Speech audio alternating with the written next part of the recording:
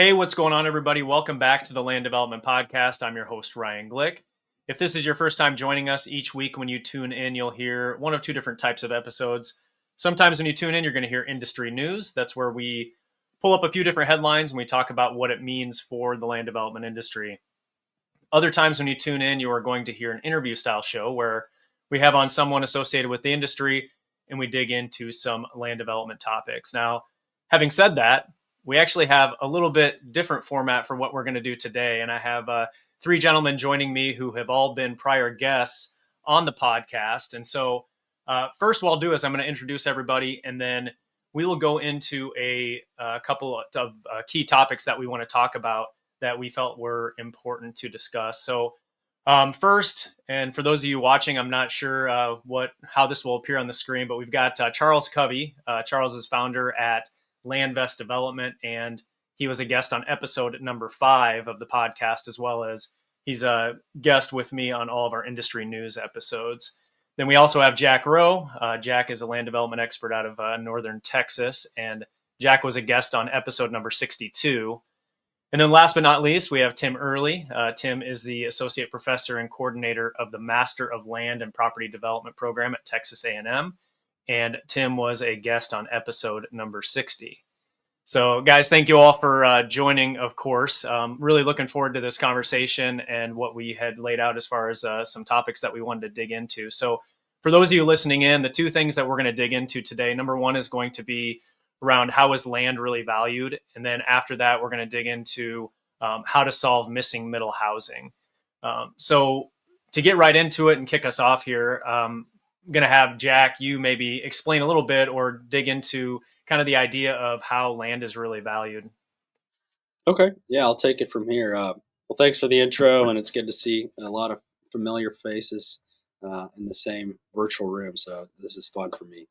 I guess the impetus for me to want to talk about that is I've noticed, I guess, with the bubbling up of the housing market during the COVID years, started to see a lot of new entrants into the market, which I guess you could say might like create competition. But at that time, there was such rapid appreciation that it seemed like there was no way to lose money. And I think I don't have like exact statistics for this, but there's a lot of anecdotal evidence that there's a lot of people who wanted to put on their developer hat, and maybe they're like a computer engineer out of Austin. They make a lot of money and they have some savings, or somebody syndicated, fundraised a lot of money and bought some land, all speculatively, thinking that they're going to make money no matter what, because that's what happens when you buy land. In some instances, I've seen people have overpaid 40%.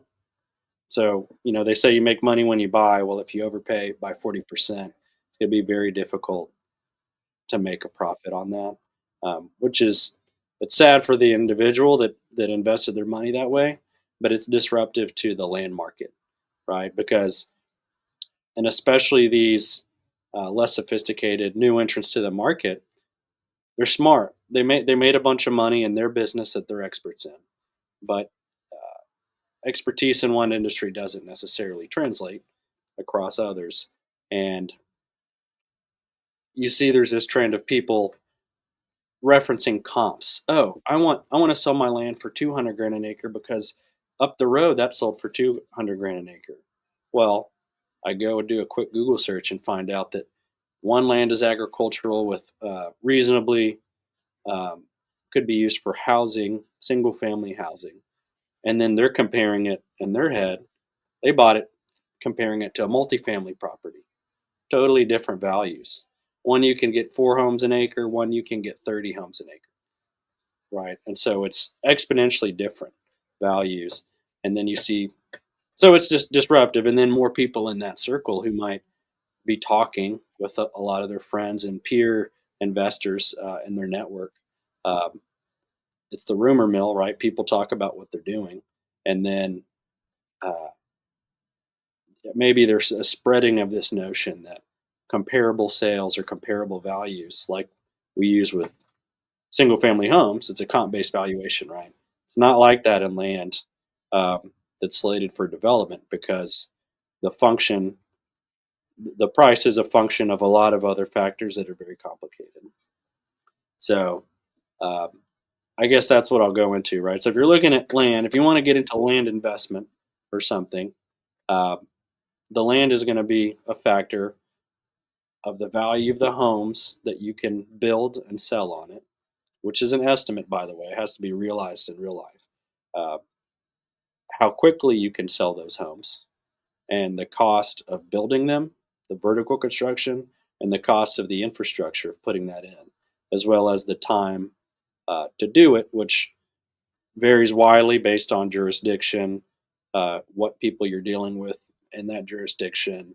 I mean, I could talk for an hour about all the different parties that go into making a development happen, but um, that's just what I've noticed. It's dangerous to start putting millions of dollars up um, for land investments when you don't understand how land uh, is valued. Because the people that they're selling it to, a home builder or whoever, they're taking on tremendous risk. They're experts, right? So they've mitigated that risk with their expertise.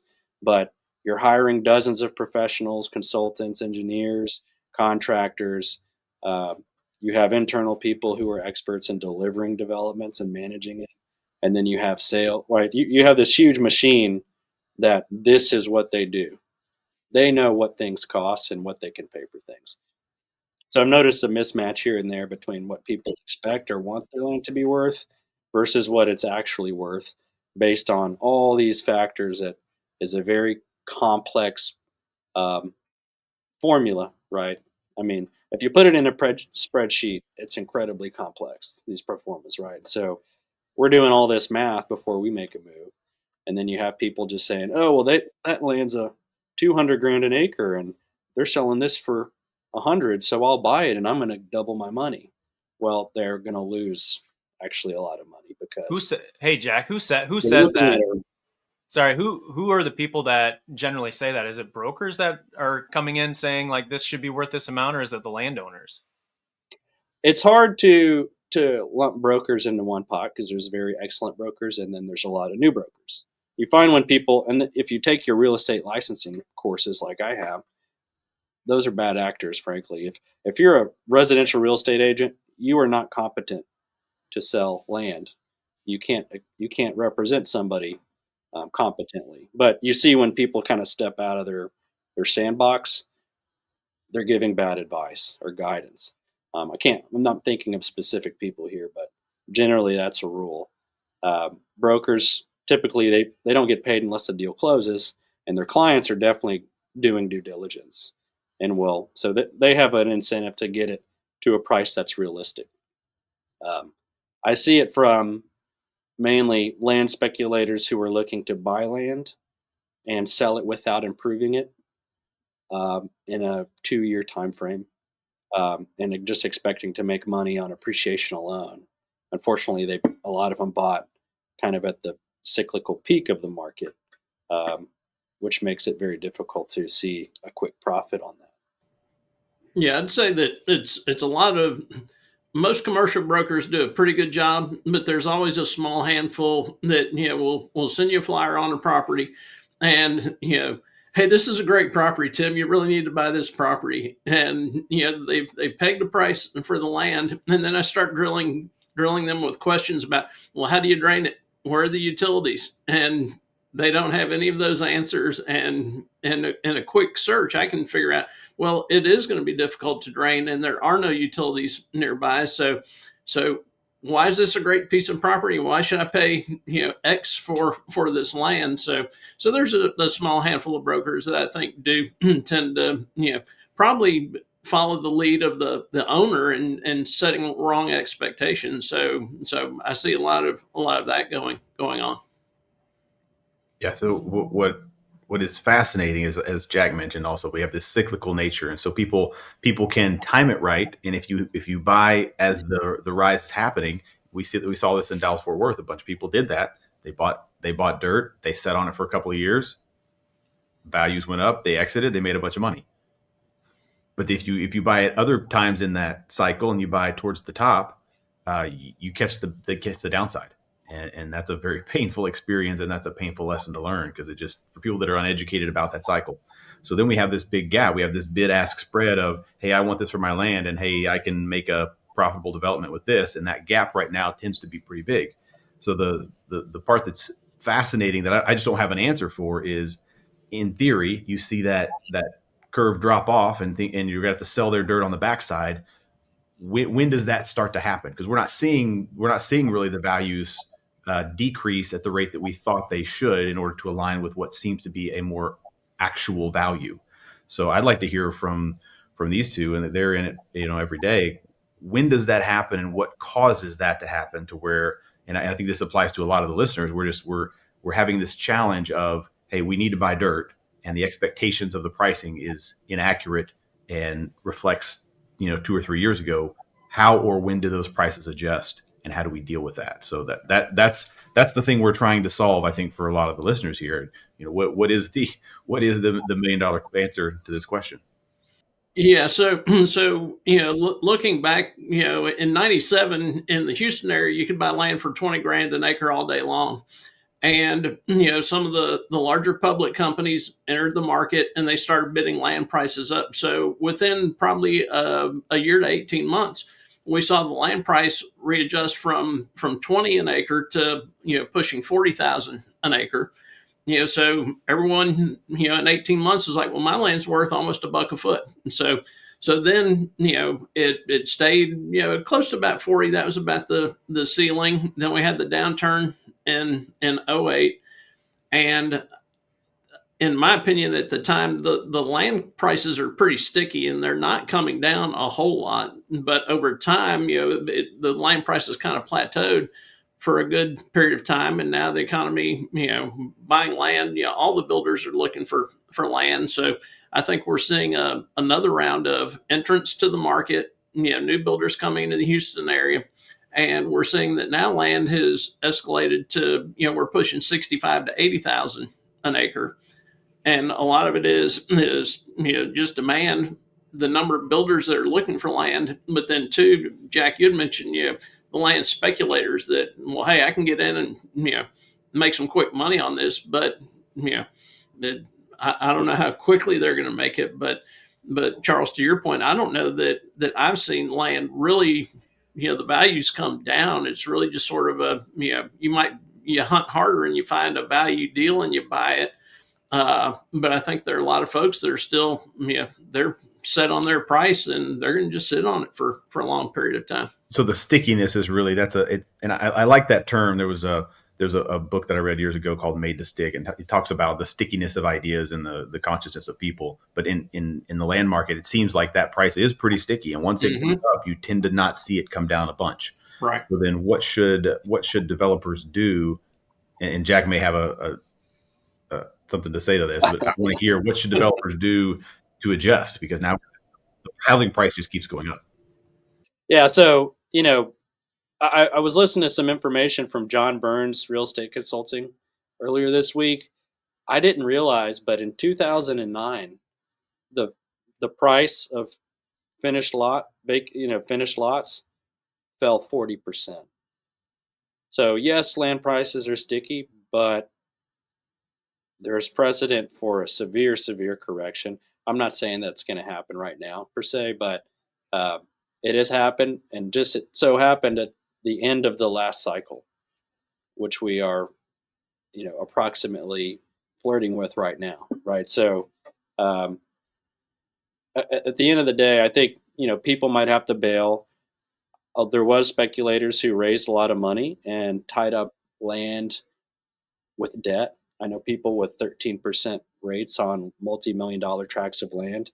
So if you overpaid, if you spent $100 on an $80,000 piece of land with 13% interest, in a couple of years, you're 50% over on the actual value, right? So the longer you hold it, the more you're losing, you could say, right? So as those loans mature and come due, they might have to come to terms with losing that money, or however that works.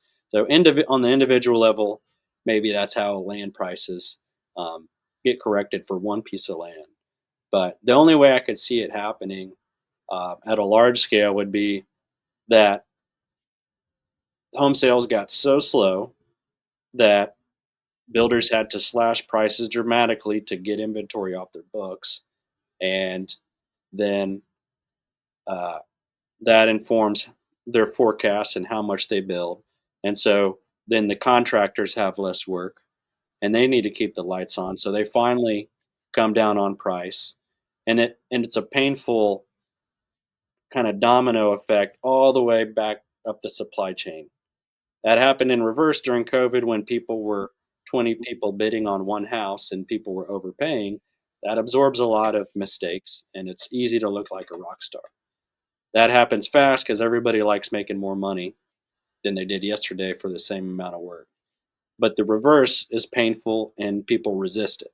And so that'll only come if there's an affordability problem that's so uh, untenable that people just stop buying, and then things correct out of pain, out of trying to just stop the bleeding. And hopefully we can get out of it and kind of stabilize and then have some more normal growth. Uh, but that's the only way I see it really playing out, aside from some policy or government stuff, which God forbid they get involved. But um, that's how it would play out. Tim, and that's great. That makes a lot of sense. Tim, I want to hear your version of that. What would it take? We're in a recessionary environment, just based on the definition. I think that with tariffs and some other things, we're probably in a recession for the next 6 to 12 months as things normalize, and we'll see how that plays out. What do you think are the factors that could happen, and what would need to happen, in your opinion, to cause a correction? Is that possible? Is that likely? Well, yeah, I would think that there has to be a serious market adjustment, a bubble type event, for a dramatic shift, because in my experience, it's really the psychology of people investing in land that, it's going to take something catastrophic to reset their thinking that, hey, maybe I did make a bad decision on this. Maybe I did overpay for this land, so I need to cut my losses. But when you look at the number of landowners in the Houston market, we're pushing so far out that we're not seeing so many investors as we are, legacy landowners that have owned a property for, generations, and they get in their mind that, hey, our land is worth 80,000 an acre, and unless something catastrophic happens to reset their thinking, then there's no debt on it. They have it in ag, so the carry costs are very little. So they have, for those of y'all out of in other states, in Texas, if you have land production in agriculture, you can get an extreme discount on your tax bill. So for folks that have agricultural land, a couple hundred acres or whatever, you have no debt, no taxes on it, so you can sit on it for forever, until you get the price that you have in your head that you think you can get. Yeah, it seems like if we're talking about the sticky land prices, then it's causing developers to have to think about more creative ways to cover that delta. So that's where you get the different districts and the different ways that a district can generate income over and above what a typical development would be without it. So if you guys want to touch on that and how you see that trend, and now we've got some forward financing options for districts that's probably the new iteration that I've seen a lot of. So what do you guys think about districts and how those play into the land price? And then Ryan, if I'm asking too many questions, we can make this answer short and go on to the next one. But I think a lot of the listeners are really interested in this topic. Districts are essential now, effectively, because of how much land prices have gone up, and because of how much home prices have gone up. So it's pretty difficult to deliver an entry level kind of first time home buyer priced home without a district. And that's partially because of development costs are so high now that in some instances I could pay zero. I could be given money for taking the land, and it still doesn't work financially because of land development costs. And depending on certain submarkets, And this is why I like encourage people who don't know, if you don't know about what it takes to develop land, please do not buy land without consulting an expert, because, oh, that land's cheap, I'm going to buy it. There's no utilities for 7 miles. Well, it's not worth much, right? Because how many, $10 million is it to bring the sewer there? The districts help offset some of that. And it's a mechanism that incentivizes development in areas where it would otherwise be cost prohibitive. So it's needed for that. But I think I'm on the fence about an environment where every single deal requires a district, because what, and in some places that, like in the Houston area, Houston was built out with special districts, not from a subsidy standpoint as much as a utility constraint from the city provider itself, right? And so that's just how Houston built out. Districts are newer to North Texas. They're an important tool and growing more important. Uh, but if you think it is in effect subsidizing development, because it wouldn't be possible otherwise, right? And so you think any industry or any good that requires a subsidy for every unit of its production, there's something off in that Right. equation. Right? And so it's an effective tool for places that, there's a utility constrained area, and by getting master infrastructure there, you kind of unlock and open up a new field of development, which benefits everybody. It increases housing supply, creates opportunity and jobs. It's very beneficial. But the legislation, I think the legislature right now, they're kind of relooking at the eject button rule. I think HB 2038, right? There's been some unforeseen or maybe foreseen implications of making it easier to de-annex from cities and go the route of creating a district unilaterally without municipal support. So it's an effective tool. I'm just wary of it becoming necessary for every single deal, because that just tells me something is a little off. That's my take anyway. What do you think, Tim? You've dealt with a lot of districts, I'm sure. Yeah, the a lot of districts in Texas, are geared more for utility provision. So it's not so, I wouldn't classify it as a subsidy. It's just a financing vehicle to help you recapture some of those costs, rather than putting it into a lot cost. So you're financing your infrastructure through a utility district over a 30-year period, where the district's repaying the bonds that they sold to pay you back as the developer. I think that with builder developers, how they're overcoming high land costs is they're getting creative, and it kind of ties into our next topic, is this missing middle. And I remember when land prices started to get out of hand, we looked at one property and we did 36-foot wide lots with 3-foot side setbacks instead of a traditional 5-foot setback, to get the density to make the numbers work on this land purchase. So I think that we're starting to see that with some of the clustered housing and increasing density to help overcome the current land costs. This episode of the Land Development Podcast is brought to you by Groove. From prospecting land to managing deals, Groove keeps everything organized on a single map. Notes, documents, parcel data, and deal activity all in one place for your whole team. Start your free trial today at letsgroove.com/signup. That's letsgroov.com/signup. All right, let's get back to the show. Yeah.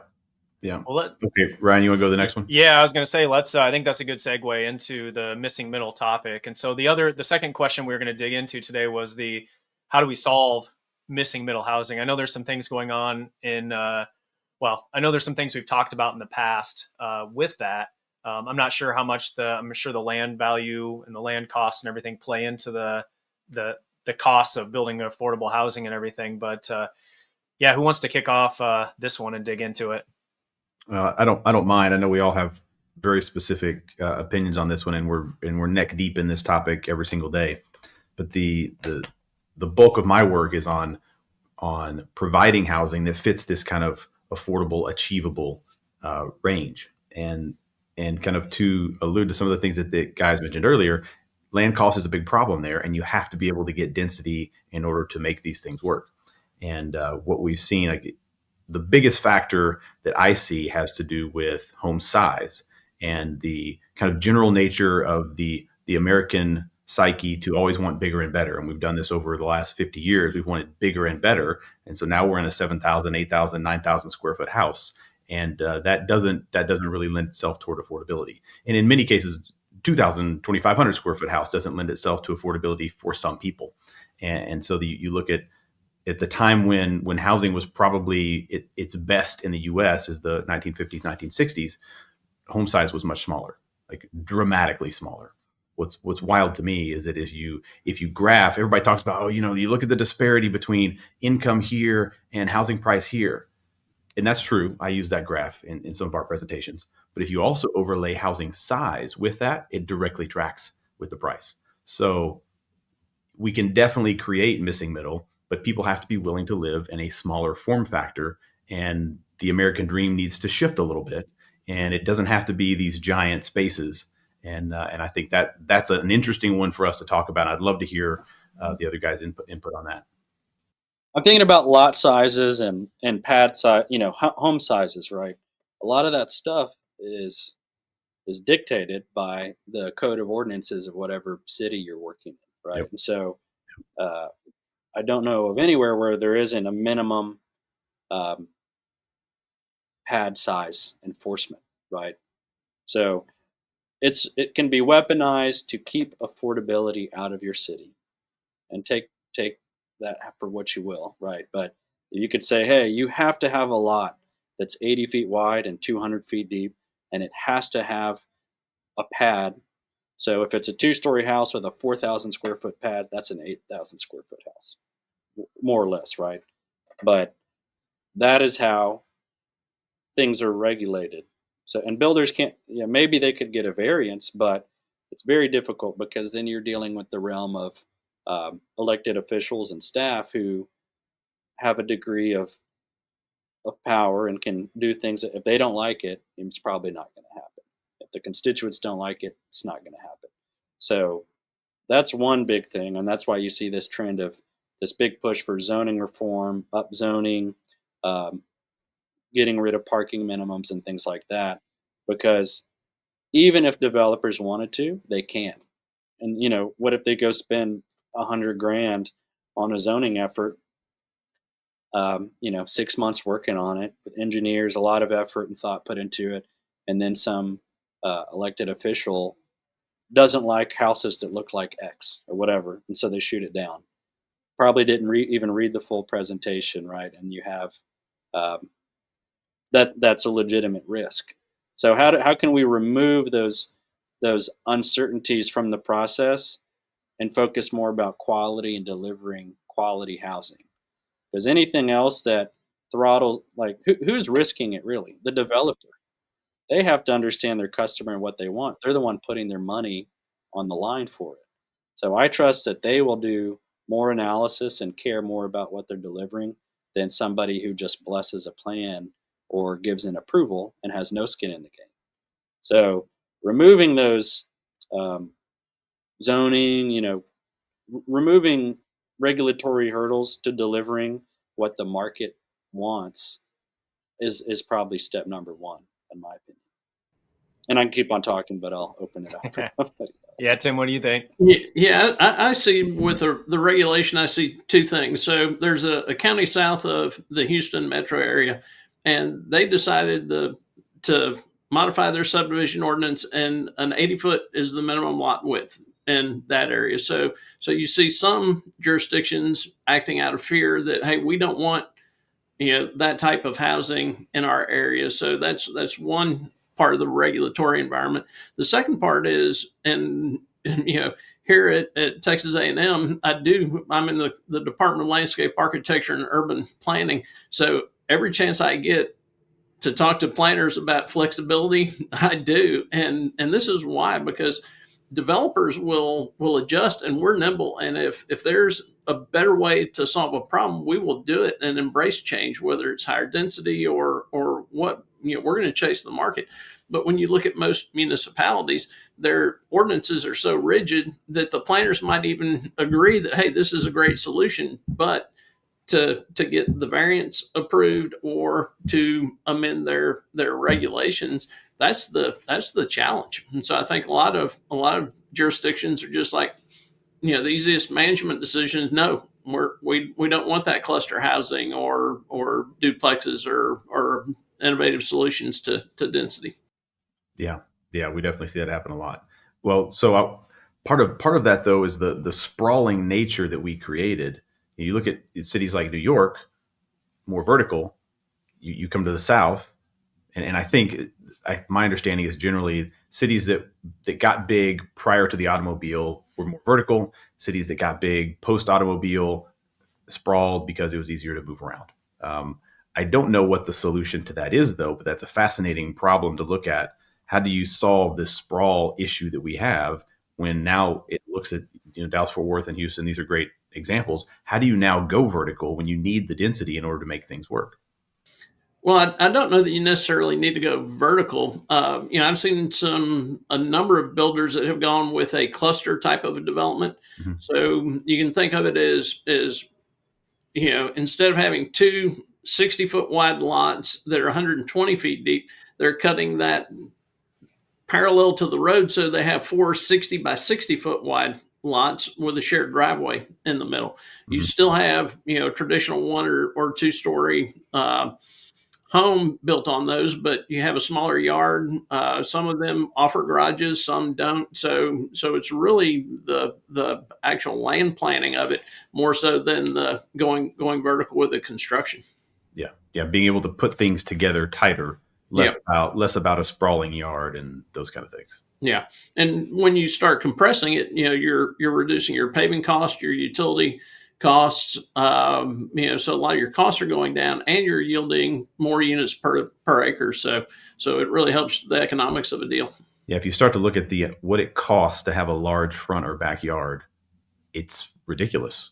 So, like in many cases, does a homeowner actually want to spend that much money to have a front and a backyard? Some will, but in a lot of cases, it doesn't even make sense to do that. So getting more dense, and I like the cluster housing idea. Any quick thoughts on that, Jack, before we go to the next one? I mean, just to kind of add to your last point, a front yard and a rear yard setback are enforced by the city. You can't not have one. So again, if it wasn't, I'm all about increasing options, variety of housing, because the demographics of households are changing. Whether you think it's for better or worse, it's happening. And so we need to accommodate housing for new family structures or people who don't have families or who are opting out of having kids or single, right?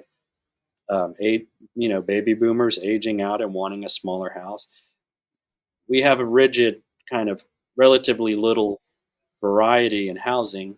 I don't know when it stopped, but in Dallas, there's like a nice missing middle neighborhood in North Oak Lawn from the 20s, which is a unique PD that allows up to 12 units on a lot. It looks like a single family neighborhood, but you have all these, a tiny apartment complex, which could build wealth for some middle class person, right?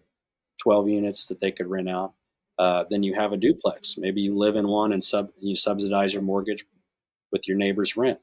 But again, those are all precluded from even happening if the city has a code that explicitly doesn't allow that. And then it forces you to go ask for a variance or some zoning change, and they always take a pound of flesh, which kills the deal. So I think getting rid of those barriers, there's some ideas called pink zones, which is from the guys at DPZ who developed Seaside, Florida, which is basically creating a zoning that streamlines approvals, right? We want housing. Let's make the regulatory process allow that to happen. So to me, the regulatory aspect is huge. It's kind of, no matter what we do on our, with creativity, if the laws don't allow it, it can't be done. And even if you could get a variance, the risk that it won't be done is often prohibitive, and often it stops it anyway, and then you just lose money. And that's one guy who's not going to try again, right? It's like, oh man, I just lost $100,000 trying to build housing for my neighborhood. Well, I guess I'll go back to my accounting job or whatever. So, um, yeah, who's not about variety, right? We're changing in uh, demographics. We need to allow for more variety of housing. Okay, Ryan, on to the next. Well, I was going to ask on this one so it sounds like, is regulatory the biggest hurdle with respect to this right now? I know costs are obviously really high, which cause an issue, but even with those costs, it sounds like if allowed to do higher density in certain situations, it still may be doable for filling that void of the missing middle housing. Right. Yeah, I'd agree with that, and I think that in the Houston metro area, when you get out into the counties, and we're pushing out beyond Houston's extraterritorial jurisdiction, so we're getting into some counties that are traditionally rural. Their subdivision regulations really aren't meant to address typical suburban type development. 3 to 4 unit development to the acre. So developers are having to enter into development agreements with the county, and what we're seeing is that some of the counties are allowing for, say, 10% of your unit mix to be a cluster housing. And the majority of it, is okay. Well, if we're going to give you cluster housing, then you have to have 20%, 50-foot lots, 20%, 60-foot lots, and so forth. So I think that once the jurisdictions see what some of this housing product will look like, it's an educational process, and I think that they'll probably embrace it more so than just seeing a rendering on a paper and be like, well, that looks kind of dense, guys, or they just look at the numbers. So I think it's a lot of education that needs to be done. Yeah, because as you mentioned earlier, developers will adjust and pivot. I'm an economics major from A&M, so we look at charts and graphs, and the free market will do what it does if you allow it to do so. And ultimately, if the city can get out of the way, we can solve a lot of things, because the brains behind the development space are just problem solving is what we do. That's our whole thing. So yeah, there is the challenge, and so from a solution standpoint, to those that are listening, getting involved on a local and a state level, and helping the legislative process. This is how change is made, and it is slow. It's not there's no snap your fingers and get a solution. But if over time we do see that change is possible, and I would just encourage everybody to get involved in that way. I think one of the things that we need to focus on is the quality of the affordable housing. My daughter recently got married. They're starting to look for their first house, and it was encouraging to see, going out to some communities that were providing smaller homes, 15, 1,700 square foot homes. With the architecture, it didn't feel like a 1,500 square foot home. A lot of windows, really good layouts to where it didn't feel like it was a small house. So I think that, developers and builders are starting to, figure this out and put together some good plans and some good ideas to make it more appealing and to make it acceptable to, the cities, the council, the commissioners, and that type of thing. I live in a 1,500 square foot house, and it's plenty big for me. It's a lot to clean, so I don't know if I want another 2,000 square feet. But yeah, it's kind of just like, maybe is there a taboo? We've ratcheted up our expectations, and bigger isn't necessarily better, especially as everything's more expensive. You have that 20-foot high ceiling in your foyer. Well, that's about 3 times the volume of air you're conditioning, right? So these costs add up. How can we build a nice house? It's architecture and design largely, like you mentioned, and then a size that is truly first time entry level. I did want to issue something that came to mind when we're talking about densification through missing middle.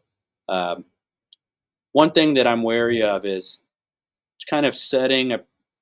It's needed, but at the same time, I would not like to see an environment where you have a lot of land speculators and everybody's coming in and looking at every piece of land at this higher density, and basically establishing a new paradigm where everything is valued based on getting 10 units an acre. Because I've traveled to some third world countries, And that's what it looks like over there. You don't want to have everything be the same and tiny, but in some places that it maybe has really good access to retail, restaurant, job corridors, there's certain locations that lend themselves to having higher values per square foot.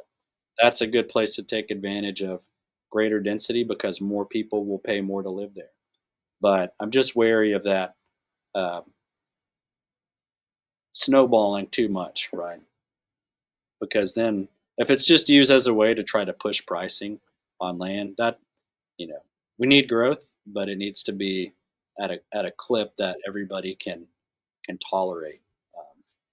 And that's what we've seen be disruptive, over the past 5 or 6 years. Well, I think right now we are just over 40 minutes, so about time to come to a close here and wrap up this episode. Before we do that, we'll just kind of go around the table here and give you guys just a final thought that you might have on just what we talked about here today. Maybe, I don't know, 30 to 60 seconds or something to try to keep it short, and then we'll come to a close here for the episode. Charles, you want to go ahead and go first? Yeah, well, I just wanted to make sure we noted that we got 3 Aggies on the call here, and A&M being well represented. So very proud of that. We got all our Aggie rings on. We're very involved in this particular world, and a lot of Aggies involved in development in Texas. So very proud of that. It's a great network, and so I want to recognize that, and that's been kind of fun for me. Yeah, Jack. Yeah, it's just great to see everybody here again. The Aggie Train. I'm very involved with the Master of Land and Property Development Group, not at the level that Tim here is as he's running the show, but it's encouraging for me to see kind of more mainstream conversation about development. It's exciting to live in a country in a place that's still developing. We're still growing and building ourselves. So I'm happy to see that there's more interest in it and more people seeing how they can get involved to create value and to improve our built environment. So it's an exciting time. And I'd say that for the developers out there, the topics we're talking about today, to me, there's a silver lining to it. And when you look at land costs, when you look at density and the challenges of providing a denser, more affordable product, that creates an opportunity because there are going to be some developers that can crack that code and be the innovators, and they're the ones that are going to make very good profits, and then over time, it'll become more mainstream. So, it's actually an opportunity to go out there and do something creative and make some stellar profits for a venture. Yeah, well said, all of you. And I think for those of you listening in, if you look down in the description for this episode, there will be a link to the show notes page. On the show notes page, you will see links to the prior episodes that all of these guys recorded, and then also their contact details based on how you can connect with them on LinkedIn or wherever they'd prefer for you to connect with them. Otherwise, I really appreciate the 3 of you joining me and having this conversation. It was really interesting for me. A lot of topics that you're educating me on as well as we go through it. And I know the listeners are going to enjoy it as well. So thanks again. And for those of you tuning in, don't forget to hit that subscribe button, and we'll talk to you next week. Thanks.